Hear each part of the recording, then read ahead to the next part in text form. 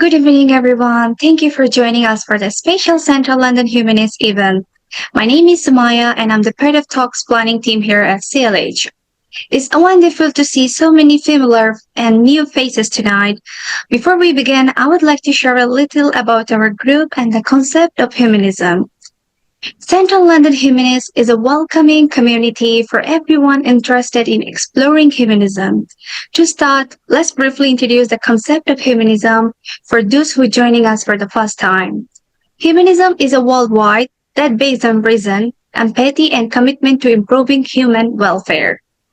Humanism is someone who trusts the scientific method, rejects the supernatural, and values ethical decision grounded in reason and empathy. Humanism affirms that in one life we have and we can create meaning by seeking happiness and helping others to do the same. On screen is the definition of humanist from the Humanist UK website, and the Humanist International summarized this in their minimum statement. Humanism is an ethical life stance which affirms that human beings have the right and responsibility to give meaning and shape to their own life.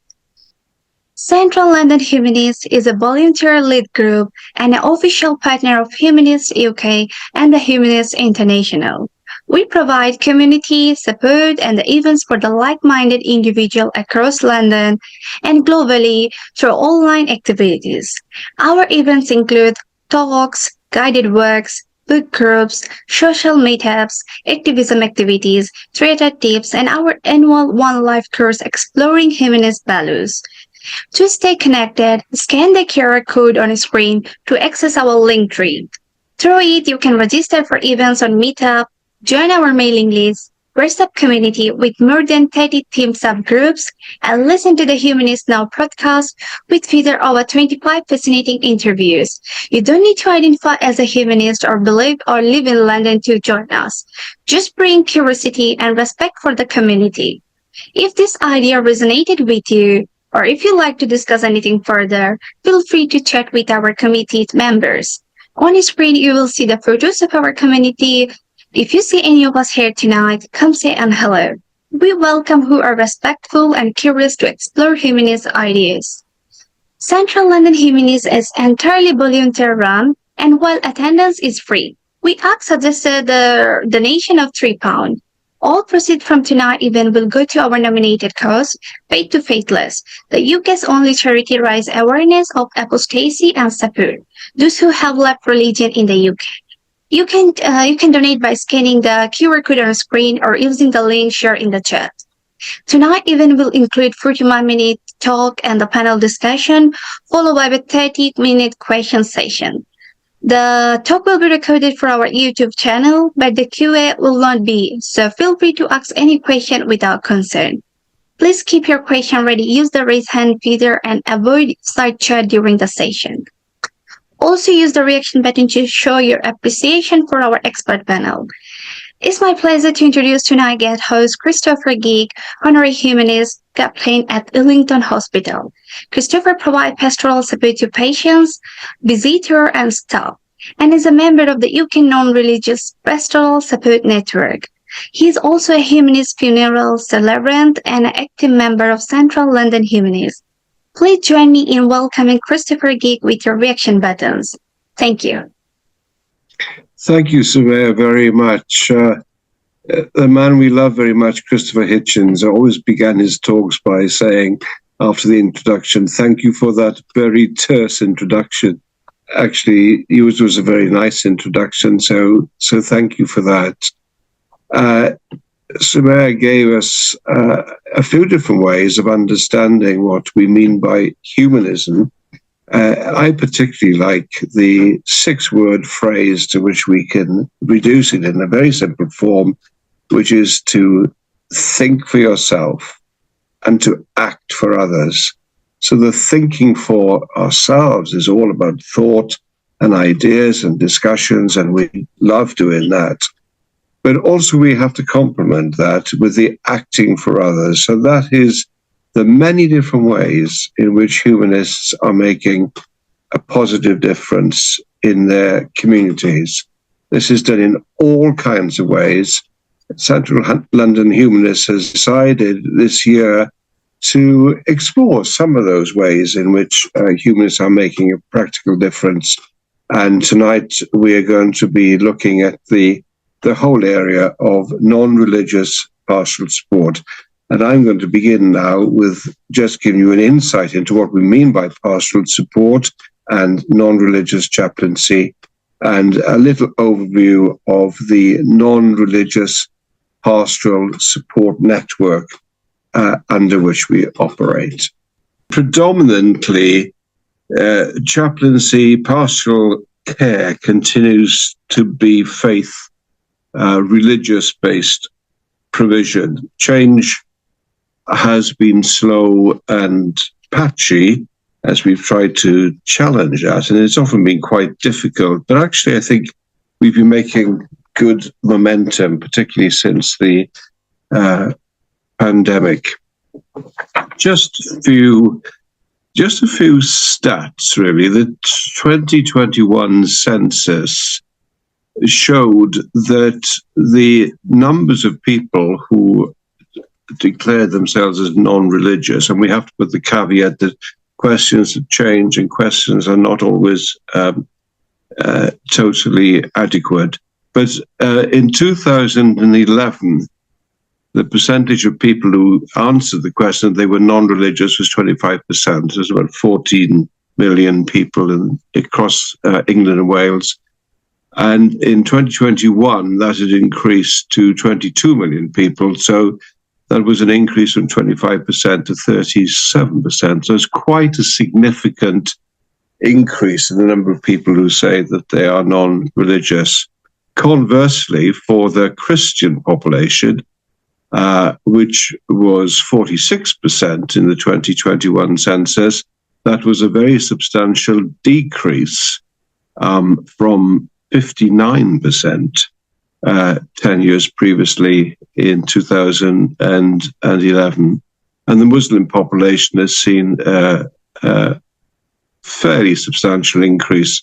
It still stands at just under 4 million people. So these are the proportions we're dealing with, which sound very odd when we say that provision is overwhelmingly religious and very substantially Christian, and indeed Church of England. So you have to say the London figures are very different due to the religious diversity of London and immigrant populations and so forth. It's also, I think, helpful to say that the British Social Attitude Survey comes out with rather different numbers, but actually shows a much higher percentage of a non-religious population. Incidentally, I was interested to note that the areas with the highest percentage of people in the UK reporting non-religious were from the Welsh Valleys. So I'm very heartened by that. So why non-religious pastoral support? Well, the figures I've just shared with you speak for themselves. The need for spiritual care is not limited to religious people. It can be a very helpful response to the human condition experience for all people. So we believe that non-religious people should have access to the spiritual pastoral support as religious people do. That's the basis of what we're doing. For the most part, pastoral spiritual care is generic. I think probably all the speakers would say that in effect, they provide support for everybody who asks for it. But we believe that the choice of being supported by somebody who is like-minded should be available and is very important. And I think that's because people, if you have a religious faith, a very strong world view, you can't avoid seeing and interpreting life's challenges and responses to life's challenges through that particular faith or worldview, a filter, as it were. And so for people who have a faith background, it's hard to see how they can avoid bringing notions of God, sin and heaven and forgiveness and destiny and those sorts of things into their approach to how to offer support to people. And I think the other issue is that non-religious people like ourselves should have opportunities to provide pastoral care to our citizens who need it or require it. How am I doing for time? The development of the non-religious pastoral support really took off in the Netherlands after the Second World War, when the Dutch took a very inclusive approach to pastoral support for both religious and non-religious people. And support was established in the armed forces, in prisons, in healthcare, in education, and people indeed working as freelance pastoral workers. In this country, it was David Savage, who I think was a member of the board of, what was the British Humanist Association then. It was David who started volunteering to provide pastoral support, non-religious pastoral support at Guy's and St. Thomas. And David has been absolutely foundational in the development of this movement, and his book is a very helpful introduction to all that it means. Through David's initiative, under the hosting of Humanist UK in 2016, the Non-Religious Pastoral Support Network was established. You can find that on the website. Established to provide induction training and to accredit volunteers to work in institutions and to facilitate placements, principally at that stage in hospitals and in prisons. Sorry, 1 minute warning for you, Christopher. Yeah. Okay. So the response to the institutions has varied enormously, and the various presenters will give us a flavour.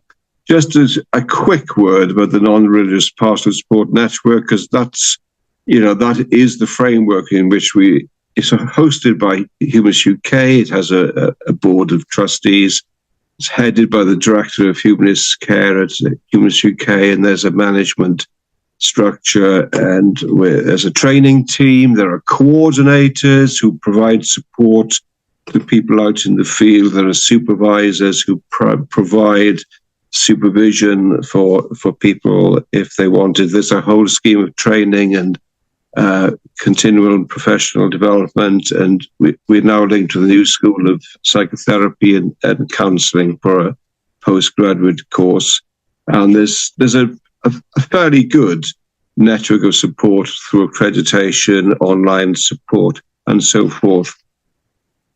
We have at the moment about 167 members of the network, and 105 of those are in placements, with 22 people being salaried.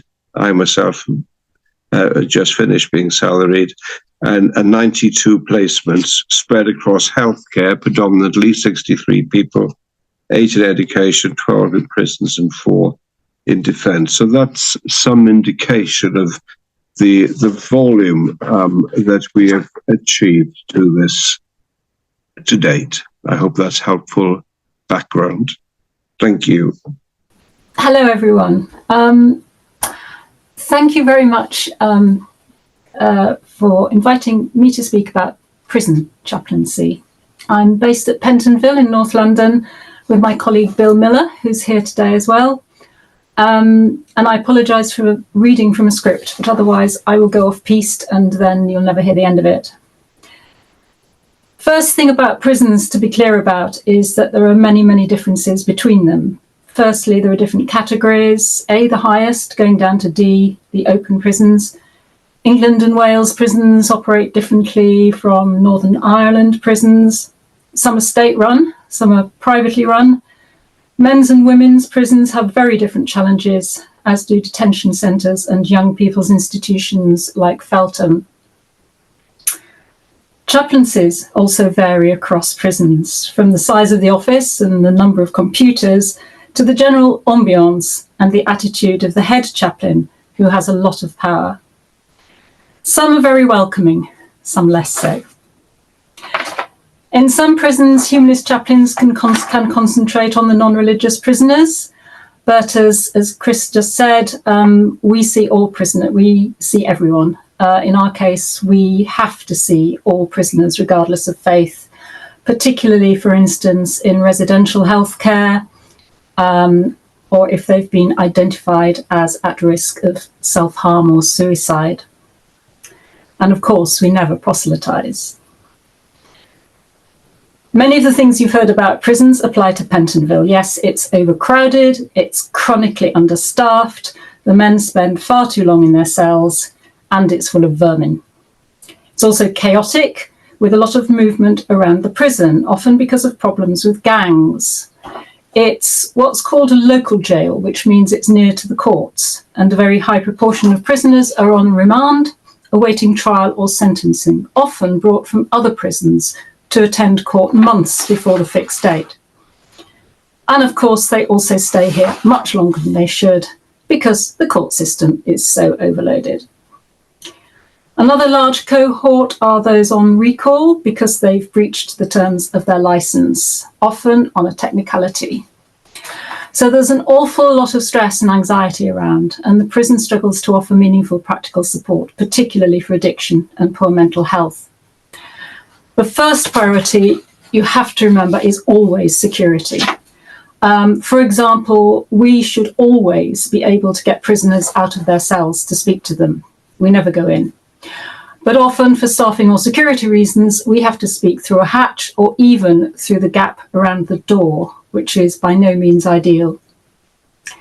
Despite all that, a surprising number of good things are going on. There's lots of excellent caring officers and staff. They have a good education section, and there are also activities provided by third sector organisations, often initiated by one individual visiting the prison for other reasons.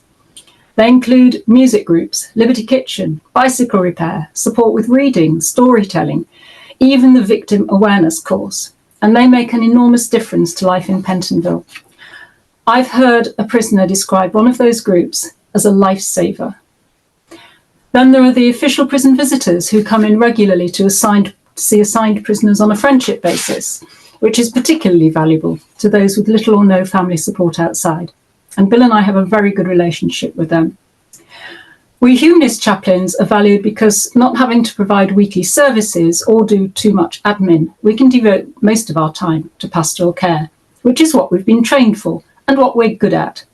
And we all bring different life experiences, skills, and knowledge to the role. So, what do you need to become a volunteer chaplain in a prison? I admit it's not for everyone. You need endless patience. Just getting a placement in a prison can take a very long time, and that sets a pattern for just about everything once you're there. You need lots of empathy, of course, and you also need resilience and stamina. Prisons are often noisy and smelly, and there can be lots of walking and stairs. So why should you bother? Firstly, because the more humanist chaplains there are in prisons, the more we shall be recognised and the better we will be able to help people. For example, with 3 in one prison, we can do a lot more together than we can with 2, ensuring regular cover and even running some groups. And Bill and I are expecting a 3rd person quite soon, which is very exciting. In Wormwood Scrubs, which is already well appointed with humanist chaplains, they've even been able to offer a humanism course to prisoners. A quick shout out for Jim Cokes, an amazing volunteer there, who was recently commended for his work by the Chaplain General, no less, in the Volunteer of the Year Awards. The second reason is you won't be alone. We have plenty of really good support through Humanists UK. We have our own very helpful and involved sector coordinator, Ronnie, himself a head chaplain who really knows the system, and he'll be happy to tell you more if you're interested. We also have access to robust peer support. Bill and I have each other, but he also runs an online peer group support session for chaplains around the country, and they're invaluable. But the third, and I'm nearly finished, and single most important reason we do it is that for a prisoner, empathetic contact with a human being who treats them as an ordinary human being, with no label hanging around their neck marked criminal, addict, racist, mentally ill, sex offender, violent, danger to women, general troublemaker, or whatever it is, can make a great deal of difference to that individual. Hearing prisoners' stories can be truly humbling. Sometimes they remember us for quite small things we may have said or done, and that's extremely gratifying, especially if it's encouraged them to think a little differently about life. I think this is probably something to do with the fact that we are working in an extreme environment. It's very rare to receive written feedback from a prisoner, but as a funeral celebrant, I was once able to perform a very short and quickly put together ceremony for a prisoner I'd seen a few times just before he was released. During the ceremony, he read out a very moving letter he'd prepared to send to the baby's mother, from whom he'd become estranged. He wrote to me afterwards at the chaplaincy to say, "Thank you so much for all your support and help while I've been in here. I'll never forget your lovely service you've done for me and my baby. It meant more to me than you'll ever know." And that's why we do it. Thank you. Thanks, Kate. I believe I'm on next. I'm Neil Weddell. I'm a serving officer for 20 years in the British Army, and I'm a member of the military, Humanist, and non-religious and defence network. And tonight I'm going to explain the who, the why, and the what, and how we represent the humanist and non-religious serving personnel. Just before I continue, James, are you just tracking the chat in case there's any questions in there? I think some people have put some stuff in for you already. Okay, so let me begin. So who are we? Humanists and Non-Religious in Defence was founded in 2010. It's a volunteer diversity network for the Ministry of Defence, and was established to promote serving personnel's humanist and non-religious worldviews as being equal to those of major world faiths, and to ensure compliance with the Equality Act and a defence diversity and inclusion strategy. So what actually does HAN do? Well, as we and our volunteer members in and around our day jobs, we articulate that view on support of Army, RAF and Navy personnel, as well as the Defence Civil Service. We're keen that people in need of support should be able to choose to speak to someone who authentically and genuinely shares their worldview and can help signpost, troubleshoot, or find resources to support their needs. We are uncomfortable being told that religious groups or affiliations that are able to speak on our behalf. They mean well, and we do respect that. But similar to a female service person wanting to speak with a female chaplain and being told a male chaplain will suit their needs just fine, it ignores the delicacy of the protected characteristics. The subtleties of needs, identity, outlook, and lived experience is overlooked if this happens. So in these cases, we exist to serve and meet that need, and our work directly contributes towards the moral component of fighting power because of this, which in turn underpins our combat effectiveness. In light of the change in demographics and wider society, including a predominantly non-religious perspective, let's stand by. Lost all lights there for a second. So in light of the change in demographics and wider society, including a predominantly non-religious perspective of the armed forces' primary recruiting base, which is young people, the non-religious case strengthens day by day. So to ensure we as an organisation continue to appropriately represent the breadth of society we exist to defend, helping defence change and modernise is not only morally right, but it's of strategic importance if we continue to remain in touch with current and future generations. So why do we exist? Well, some stats to put this in context. We know that around 52% of the UK population identifies as non-religious or humanist. 70% of those actually age between 18 to 24. And when you look at the military, that translates into around 55,000 personnel describe themselves as non-religious. And the majority of that is in the younger age groups.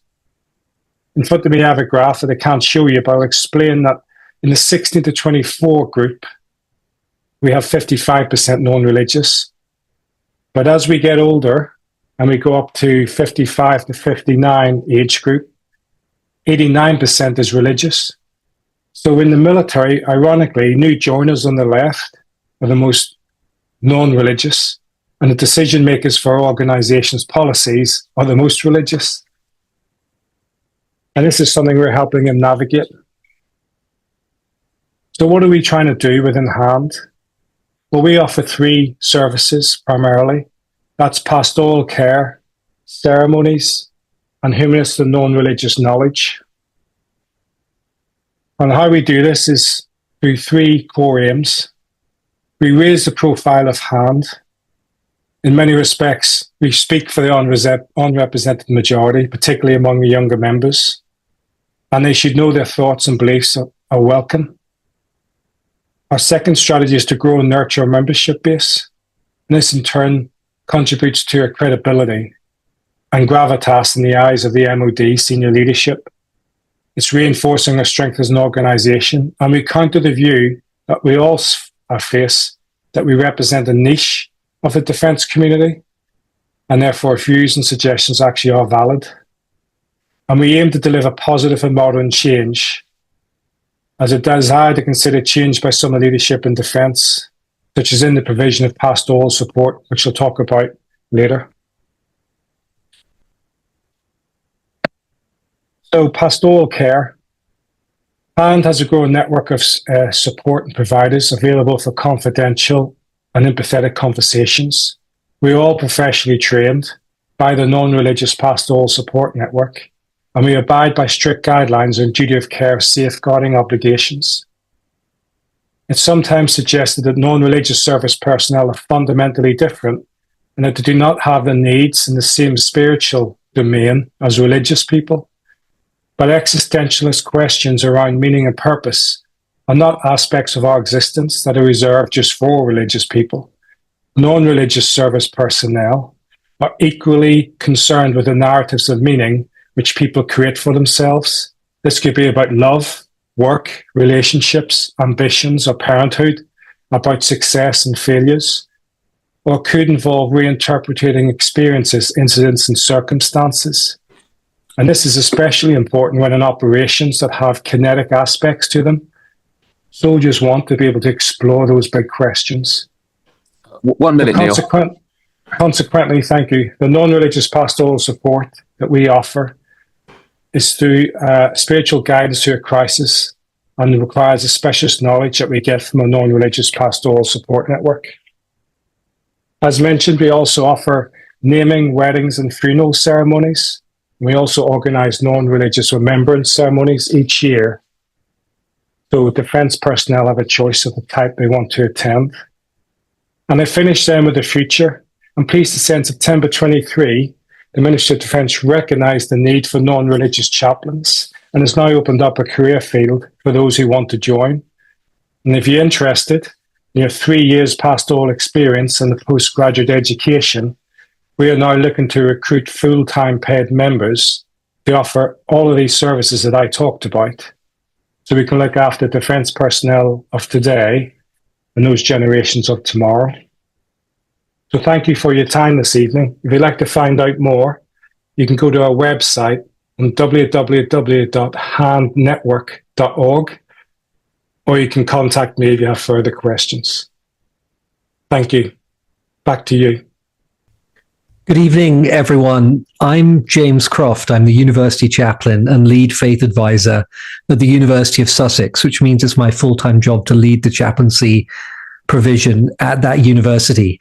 I'm currently the only humanist to lead a university's chaplaincy in the UK, and this short presentation is about what I do there, what pastoral care is and isn't, who we can help, who others can help better.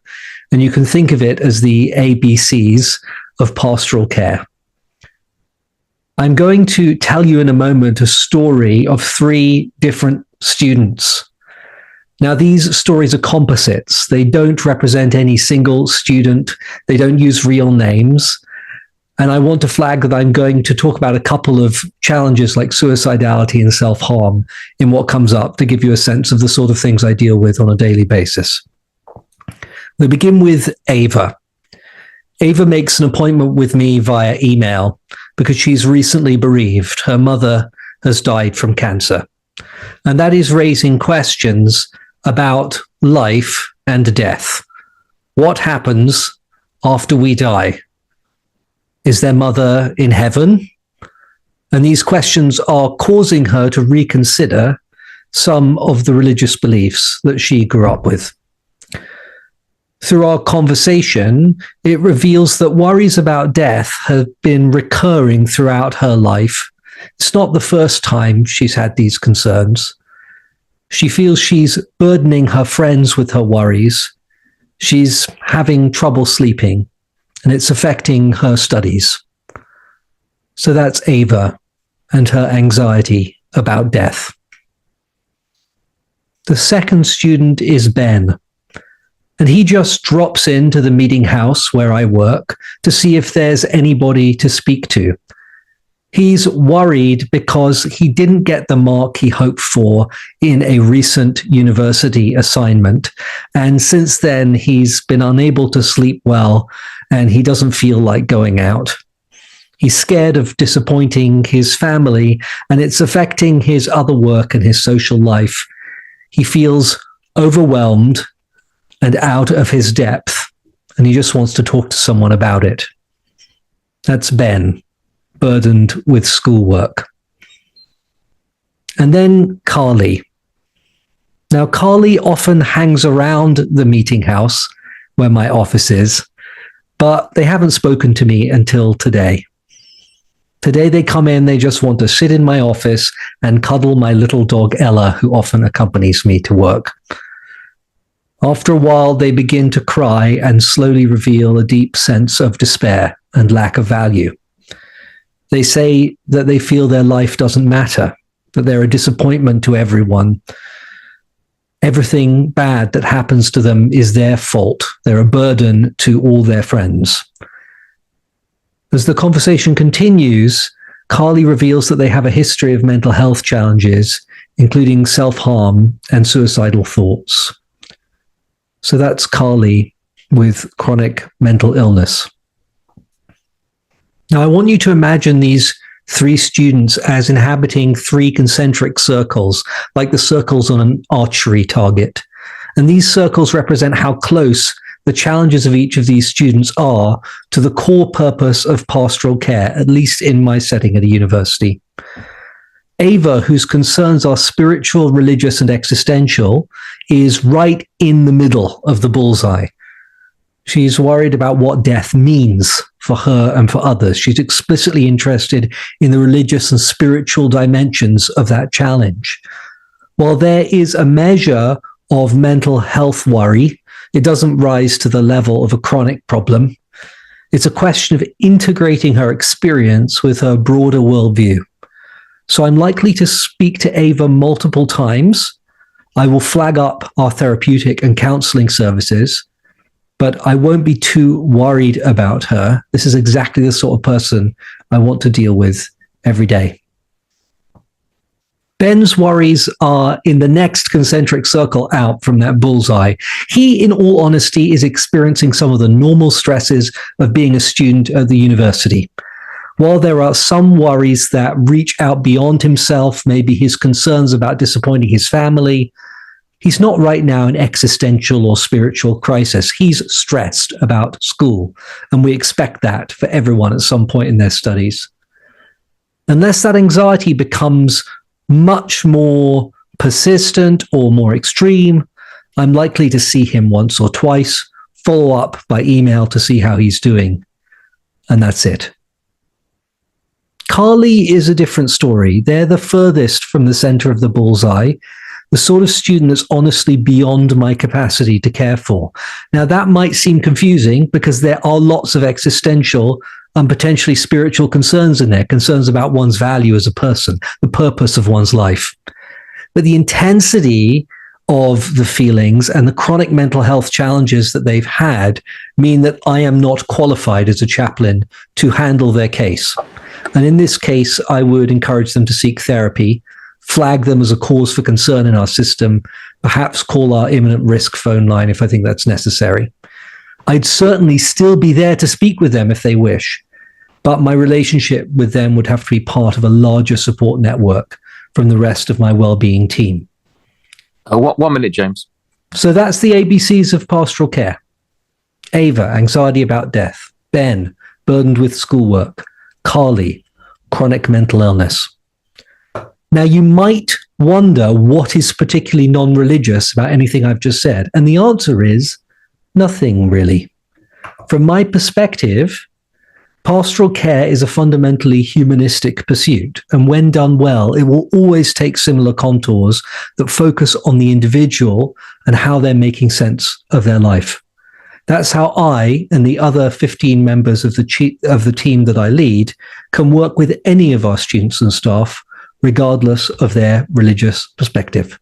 So thank you for listening, and I'm happy to take your questions after everyone has presented. I mean, 3 immediate observations or reactions is how amazing this work is that people are doing. It's just incredible. But also how there are great similarities and great differences as well. I'm going to focus a bit on the healthcare. And I don't have the concentric circles that James was explaining, but I always think in terms of 3 different levels of pastoral support, so that you have the kind of the very generic listening ear. That is somebody who's troubled, worried about an operation, wants to talk about, afraid of losing their employment because of their health conditions. They're all, there's 1,000,001 reasons why people simply want someone to sit and listen as they talk. And doctors and nurses and therapists just haven't got the time to do that. Lots of those conversations take us to a deeper level, and that's that spiritual and existential level. And on both those levels, as James has said, within the hospital, any one of the chaplaincy team of whatever faith or none is able to respond and provide that care. Then you've got the faith-based care, which is specifically our prayers and rituals and the sacraments and so forth. And of course, that is then kind of directed towards people who share the same faith. So we have those kinds of different approaches as well. The sort of things that I do, I mean, a typical week, it's quite an incredible list of things, really, but a typical week would obviously include supporting patients with all kinds of health conditions and in all kinds of circumstances, very much supporting their relatives as well. People often forget that it's relatives who very much need to be supported. And there's also, of course, the support of our staff. So we always say it's patients, their relatives, and their staff. Very specifically, my work would fall into areas, for example, around pregnancy loss and stillbirth and neonatal death. We have a lot of that work. Every month I would typically have funerals for 6 cases of early pregnancy loss or stillbirth. So you're dealing with what we would call products of conception, up to 14 weeks gestation, non-viable fetuses up to 23 weeks, stillbirth from 22 weeks, and then the neonatal death. And you can imagine what an incredibly intense emotional environment we're working in, having to deal very immediately with people who've just lost a pregnancy. Then there's the whole area of end of life care. The chaplains are very well integrated into the palliative care multidisciplinary team. So a huge amount of our work is being alongside people at the end of life. That's where, again, a lot of the work is in supporting relatives and staff. And then there's all the post-death stuff that we pick up, again, almost every week. Various kinds of funerals for people who have died in hospital and there are no known relatives or friends. They, as far as we know, they have no personal contact who's able to deal with their funeral. People who have may have contacts, but they have no financial resources. And then there are very unusual circumstances of people who are in hospital and somebody, a loved one, has died somewhere far away, and how we're going to support them through that bereavement. And then the whole area of course, we have members of staff who die, former members of staff, and people who die still in service. So the chaplains are picking up all that stuff, and that is bread and butter stuff of every week of our working life, really. And then there's other things like emergency marriages. We pick up when somebody is terminally ill, not expected to leave hospital, and wants to marry a partner. And of course, we've got the pandemics and disasters, thankfully, and not so many of those. Now, a feature of all that, Joe Matlow, who's an excellent chaplain from Bradford, recently retired, did a presentation at the convention last year on what she called limbo land. And she was talking about how virtually everybody in the hospital, in the healthcare system, is in limbo land, is in a kind of a waiting room, that they're at a stage where they don't fully understand what's happening to them. They don't know what's happening next is often very clear. Timescales about their treatment and prognosis and all the rest of it is very unbounded. They're dealing often in very uncomfortable and unfamiliar territory. They feel that their sense of agency and control is out of their hands. So they're having an incredibly intense period of worry and anxiety and not knowing what life is all about. And you can imagine the kind of vast number of emotional responses so all that is what the chaplains are having to deal with. Sorry, one minute, Christopher. Yeah, okay. So what does the humanist chaplain like myself bring to that? Well, my faith colleagues will bring all kinds of religious responses. I'm addressing things as universal existential questions, trying to offer a response to that. So people search for meanings in their life and trying to make some sense of the traumatic events in their lives, leading them to ask questions like, why is something happening to us or other people? How do we grapple with hope and fear and loneliness? What is the meaning of life in front of the inevitability of death?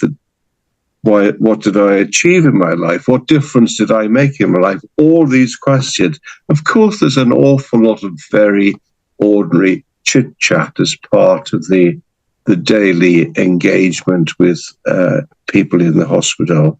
But the really valuable part of the work is when we get into this area and are bringing that kind of existentialist approach to issues without the filter of religious faith. I think that's the enormous contribution we make.